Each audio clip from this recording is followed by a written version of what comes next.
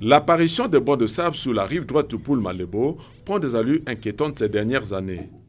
Chaque année, en période de tillage, les bancs de sable ne cessent d'envahir le lit du fleuve, rendant ainsi difficile la navigation. Cette situation préoccupe des chercheurs congolais. Jean-Bienvenu Ndinga est sédimentologue et chef de service hydrologique national à l'IRSEN, Institut de recherche en sciences exactes et naturelles. Un service dont la mission principale consiste à évaluer qualitativement et quantitativement les ressources en eau de tous les cours d'eau du Congo.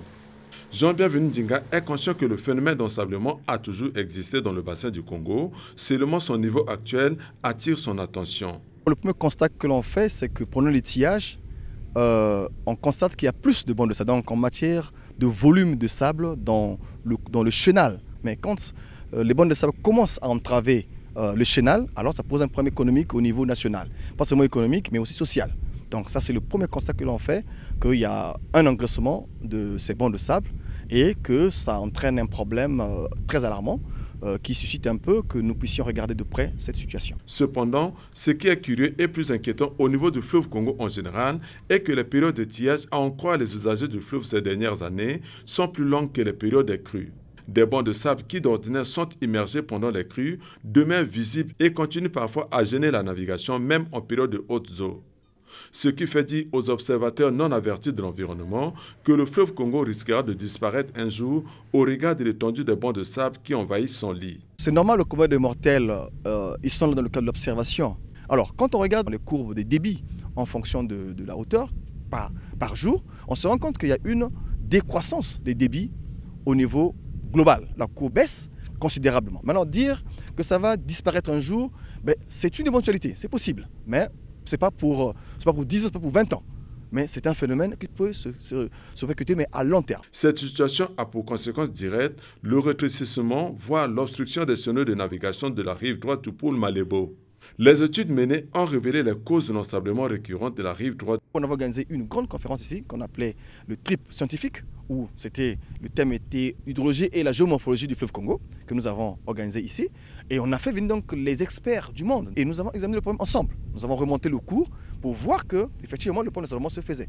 Et que le chenal droit qui nous inquiète un peu, c'est-à-dire la rive droite ici, qui donne des alertes que dans ce chenal-là, les eaux sont en train de continuer à baisser, mais quand on fait une étude globale, on se rend compte que le 1/7 seulement du volume du cours d'eau qui vient de l'amont, quand il arrive au dans les poules, le 1/7 passe du côté du Congo-Brazzaville, donc la rive droite, et les 6/7 passent carrément du côté de la RDC. Donc ça veut dire qu'à la longue, avec le problème d'ensablement, puisque les berges sont des berges ensablées, qui vont finir par se retrouver dans le lit du fleuve, et au finish, on peut atteindre un blocage carrément du le chenal droit. Et pour sauver la rive droite, par-delà les sites portuaires de Brazzaville, de l'éternel phénomène d'ensablement, deux solutions sont possibles.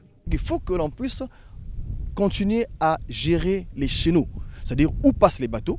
Il faut qu'il y ait un dragage. Nous avons au Congo un service qu'on appelle le service commun d'entretien des voies navigables qui s'attelle bien à la tâche.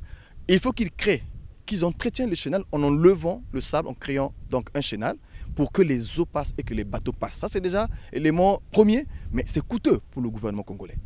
La méthodologie que nous avons essayé de proposer à nos amis du voie navigable, c'était ce qu'on appelle le dragage orienté. C'est-à-dire que nous allons créer des couloirs, donc on va draguer dans le sens de l'écoulement. Comme ça, le fleuve, comme c'est un grand moteur, il va faire le reste du travail. Malheureusement, le service hydrologique national, qui suit de près l'évolution des cours d'eau nationaux, souffre d'un manque criard de matériel de travail. Le cri de cœur que nous avons, c'est qu'au niveau du gouvernement, que nous ayons plus de moyens pour répondre, pour que le Congo donne une réponse. Quand on parle des changements climatiques au niveau mondial, quand on va dans des réunions au niveau mondial pour les changements climatiques, mais il faudrait que le Congo donne l'information hydrologique, les données fiables, pour dire que chez nous, le phénomène est réel ou il n'est pas réel. Le phénomène des bancs de sable sur le fleuve Congo mérite une attention particulière des États membres du bassin du Congo.